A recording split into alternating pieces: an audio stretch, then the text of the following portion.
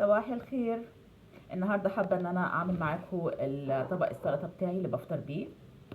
آم، انا بكتر البروتين، فانا باخد جبنه قريش، يعني تقريبا حاجه زي كده، هو تقريبا معلقتين كبار الحته دي. ممكن ازود كمان حته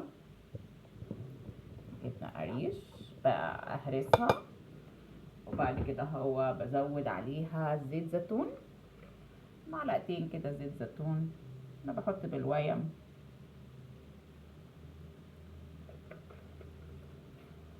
هعصر عليها ليمون، ممكن ليمونة او نص ليمونة. سلطة مفيدة جدا، وتقريبا ممكن تشبعكم. يعني انتم ممكن بعد كده هو مش محتاجين ان انتوا ممكن بقى تعملوا جنبها بيضتين مسلوقين، لكن حقيقي لو خدتوها بتشبعكم لدرجة ان انتم متبقوش قادرين ان انتوا تاكلوا عيش ولا تاكلوا اي حاجة خالص. خلاص كده هو انا بهرسها كويس زي ما انتم شايفين كده هو.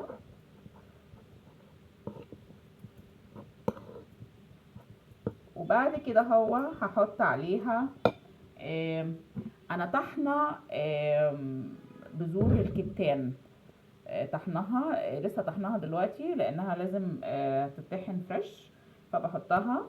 دي مفيده يا جماعه، فيها اوميجا 3، ومفيده بقى للعظم والحاجات دي كلها والالياف، يعني هي الياف يعني.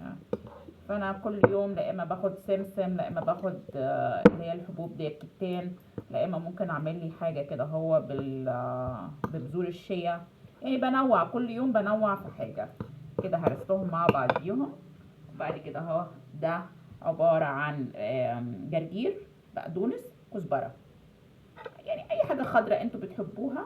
ممكن شبت كمان، كابوتشا، خس، اي حاجه يعني اللي انتوا عايزينه من الحاجات الخضراء دي. وبعد كده هو انا هضيف ده عبارة عن فلفل احمر، وده فلفل احمر حلو برضو بضيفه. التركية بقى كلها يا جماعة في ان انا بضيف حاجة طعمها حلو. ده عبارة عن برتقان. الحلو مع السلطة حاجة جميلة جدا جدا جدا. انتوا ممكن بدل البرتقان تحطوا تفاح، برضو بتبقى السلطة حلوة قوي. احيانا بحط رمان، مش اجمل حاجة الرمان، بس صراحة يعني هو مفيد جدا، فانا لازم احطه في اي حاجة في الموسم بتاعه عشان اكله. فده طبق سلطة. انت بنقعد نحرك بقى فيه من تحت كده عشان الجبنة وزيت الزيتون والليمون. ده الدريسنج بتاعه يتغلغل في كل الحاجات. السلطة يا جماعة لما بتاكلها في الأول، لو انت عايز تاكل حاجة تانية بعدها مضرة، زي مثلا مش عايزة أقول مضرة بس يعني نشويات، فالسكر ما يعلاش قوي عندك أو كده هو، كل سلطة الأول. ليه؟ الألياف بتخليك يعني بتمنع امتصاص السكر بسرعة. أنا بحس إن هي بتعمل بطانة للمعدة.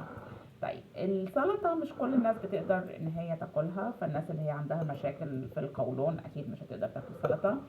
الناس اللي هي يا جماعة اسمه ده فصيلة دمها او برضو ما بتبقاش حابة قوي السلطة، يعني فخدوا بالكم جسمكم بيقول ايه. لكن ما حدش يقول لي انا ما بحبش السلطة، يعني انا ما بحبش السلطة حاجة او السلطة بتاخد وقت.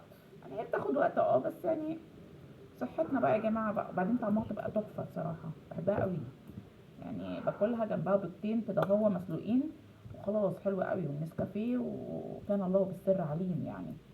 ارجو ان السلطة دي تعجبكم. اشوفكم في فيديو تاني ان شاء الله. يلا باي باي، صباح الخير.